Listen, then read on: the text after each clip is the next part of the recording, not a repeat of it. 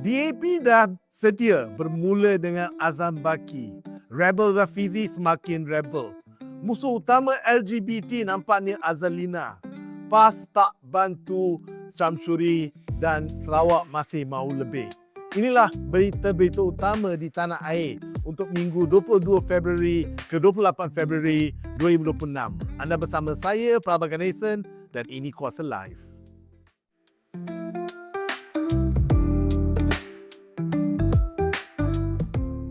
Berita pertama, no escape kata DAP untuk SPRM dan Azam Baki.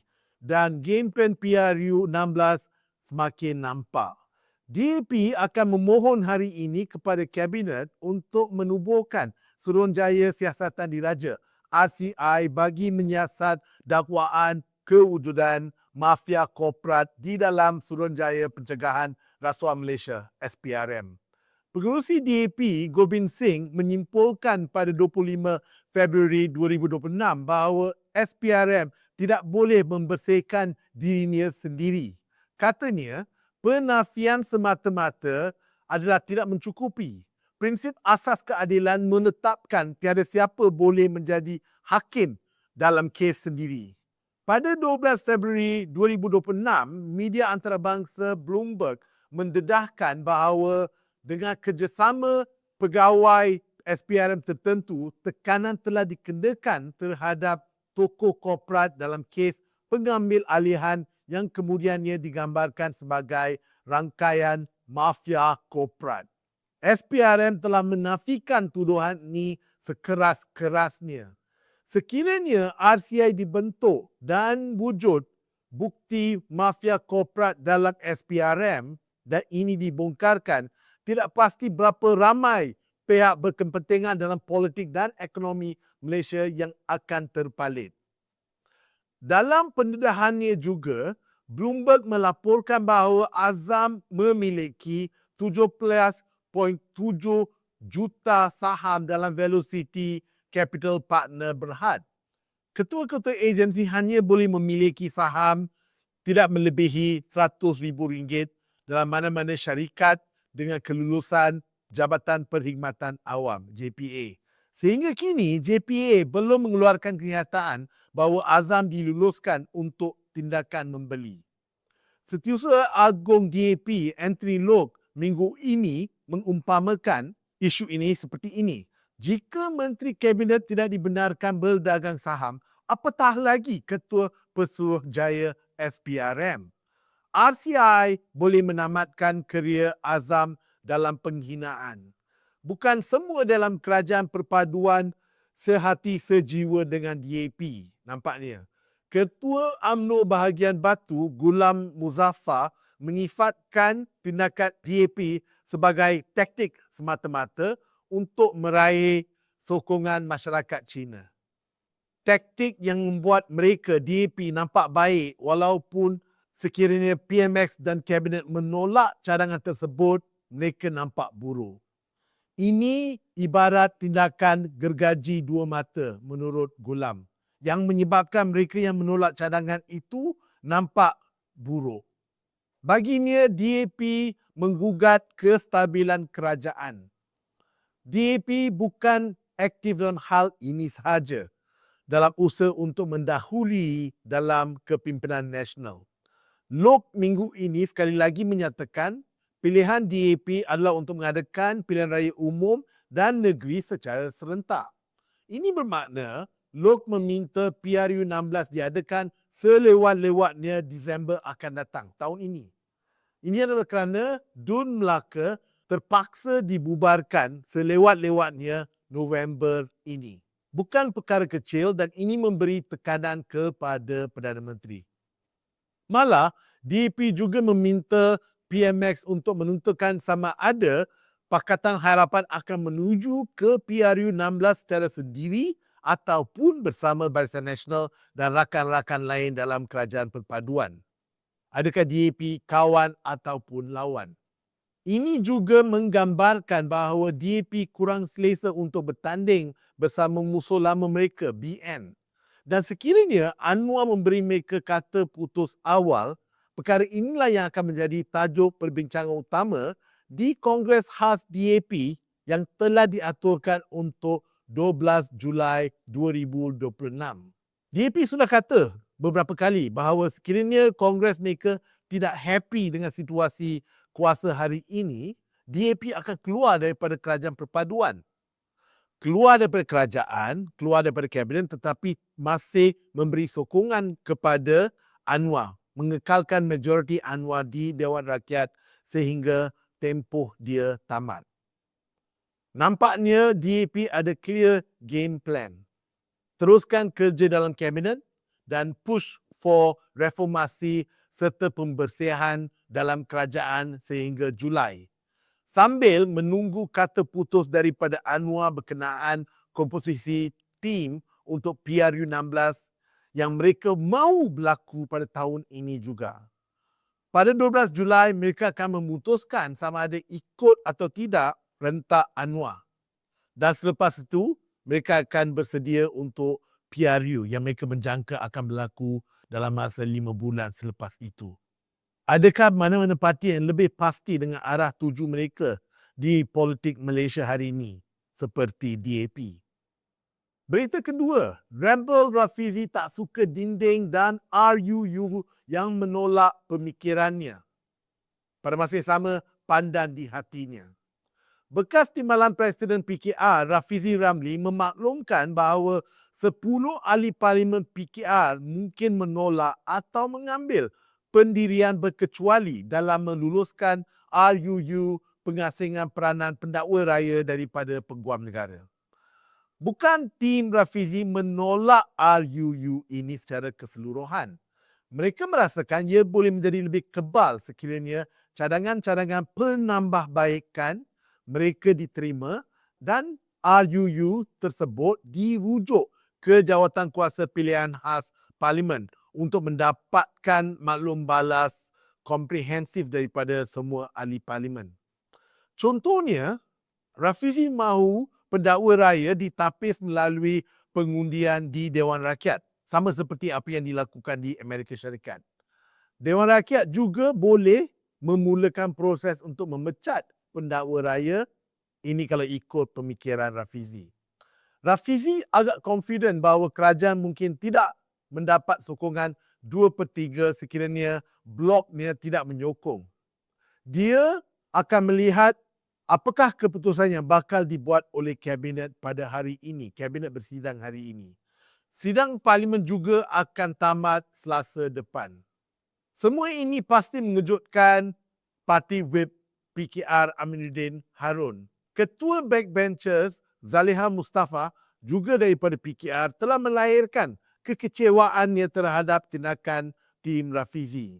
Tim Rafizi di Dewan Rakyat dianggotai oleh Wong Chen, Rodzia Ismail, Nik Nazmi Nik Ahmad, Lee Chian Chung, S. Kesavan, Zahir Hassan, Muhammad Bakhtiar Wan Cik, On Abu Bakar dan Hassan Karim daripada Pasir Gudang. PKR mempunyai 31 ahli parlimen di Dewan Rakyat termasuk PMX. Membaca nama-nama mereka dalam tim Rafizi seperti melihat senarai mereka yang akan dibuang daripada senarai calon PKR untuk PRU ke-16. Tetapi ini bukan rahsia. Dalam siri temu ramah bersama dengan media tempatan seperti Sincu dan BFM minggu ini, Rafizi tidak menggunakan bahasa kiasan dan tidak cuba menyembunyikan bahawa masa depannya mungkin tidak bersama PKR. Contohnya, dia telah mengumumkan yang dia akan bertanding untuk kerusi pandan bagi kali keempat untuk PRU 16 walaupun parti belum membuat apa-apa pengumuman. Pelik tetapi benar, Rafizi memegang bilangan MP yang menentang Presiden, sama seperti seorang lagi bekas timbalan Presiden Parti, Hamzah Zainuddin, yang kini memegang 19 daripada 25 ahli parlimen bersatu di Dewan Rakyat. Saya rasa kalau kita pergi ke Dewan Rakyat hari ini, pasti kelakar. Langkah Rafizi berhubung RUU pendakwa raya dan siri media menunjukkan bahawa positioning tim Rafizi adalah reformasi yang tak terhingga, bukan sekadar hiasan. Apakah kita rasa cadangan terbaik untuk Parti Baharu Rafizi? Parti Keadilan Rakyat yang setulen-tulennya, pakar, ataupun nama kedua mungkin lebih sesuai, Parti Formula. Berita ketiga, Azalina, Fahmi dan kawan baru sedia atasi ancaman LGBT. Menteri Undang-Undang Azalina Othman Said melancarkan langkah terbaru untuk mengekang pemutaran budaya LGBT melalui usaha menjenayahkan lifestyle mereka. Jawatankuasa Pembaharuan Undang-Undang Jenayah CLRC diumumkan pada 26 Februari 2026 di Dewan Rakyat. Ia akan mencadangkan perubahan undang-undang untuk menangani jenayah tanpa mangsa, tetapi yang dianggap melanggar moral.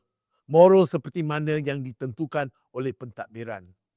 Ini merupakan reaksi langsung kepada pelepasan reman 171 individu warga negara Malaysia yang ditahan dalam serbuan sauna gay di Chowkit, Kuala Lumpur pada November 2025. Azalina mempunyai pengalaman latihan dan pemikiran yang sesuai untuk memimpin usaha ini. Minggu ini juga, Suruhanjaya Komunikasi dan Multimedia Malaysia MCMC menyekat akses kepada app gay dating Grindr dan Blood menurut Menteri Komunikasi Fahmi Fadzil. Blood kini dikenali sebagai He-Say dan Fahmi menjawab soalan Ahli Parlimen PN Padang Terap Nurul Amin Hamid.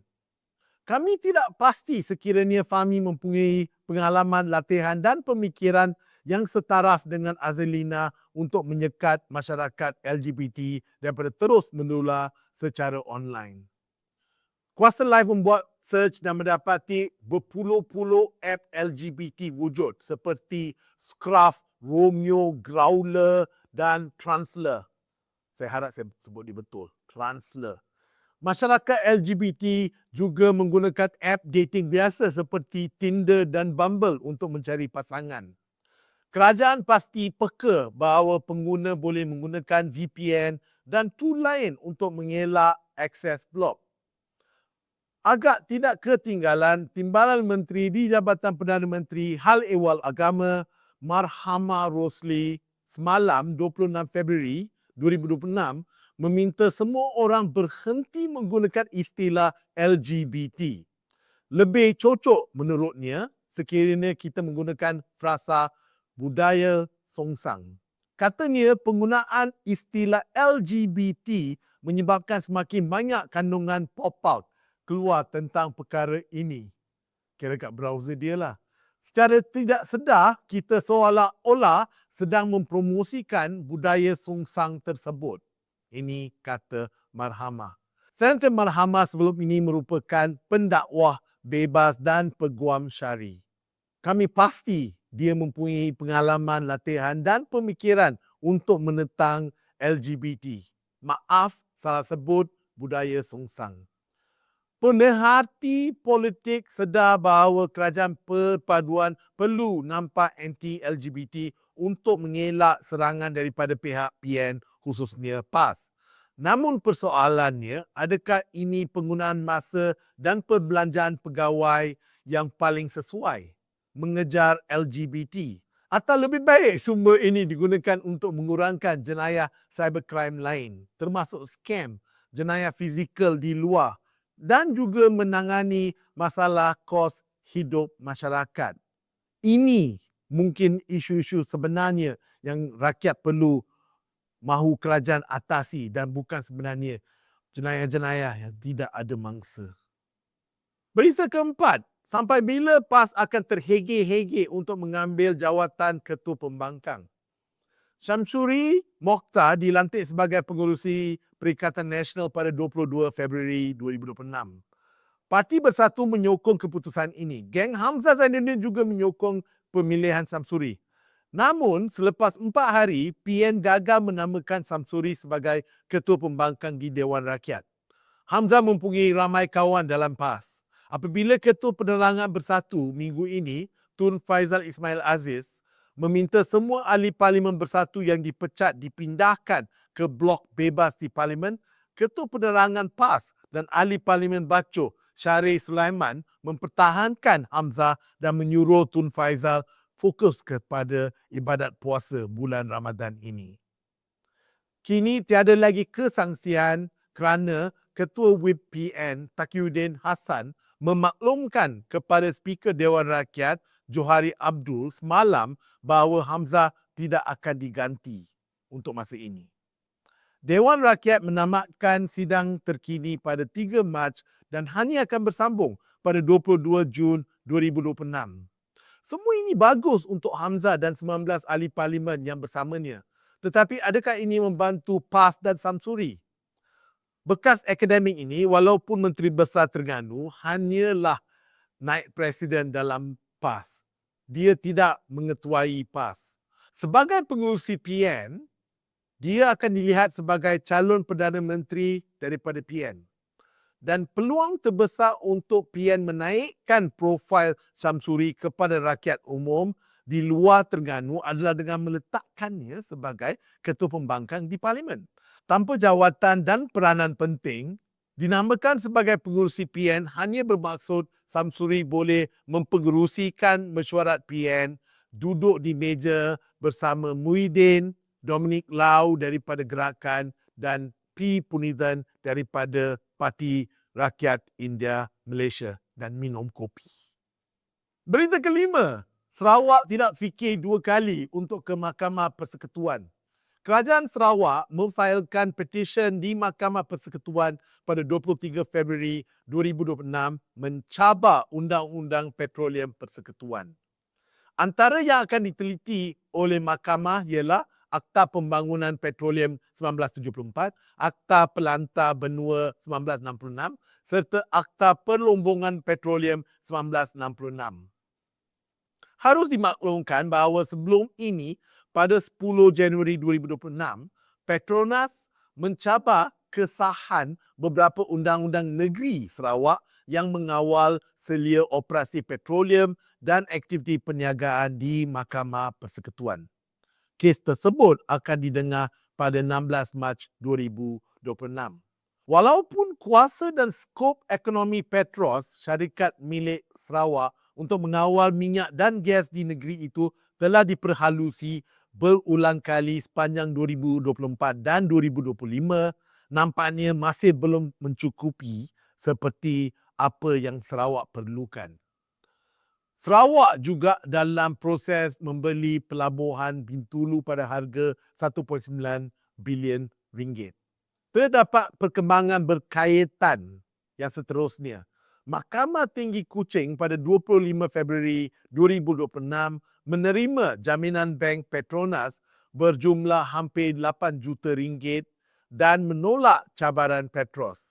Namun, keputusan ini bersifat komersial dan tidak memberi impak kepada 2 petisyen yang difailkan oleh Petronas dan juga Sarawak di Mahkamah Persekutuan. Sementara itu, Menteri di Jabatan Perdana Menteri Sabah dan Sarawak, Mustafa Sakmud, berkata Putrajaya menghormati hak Sarawak. Tidak mengejutkan bahawa Mustafa yang juga Ketua PKR Sabah menyokong strategi Sarawak.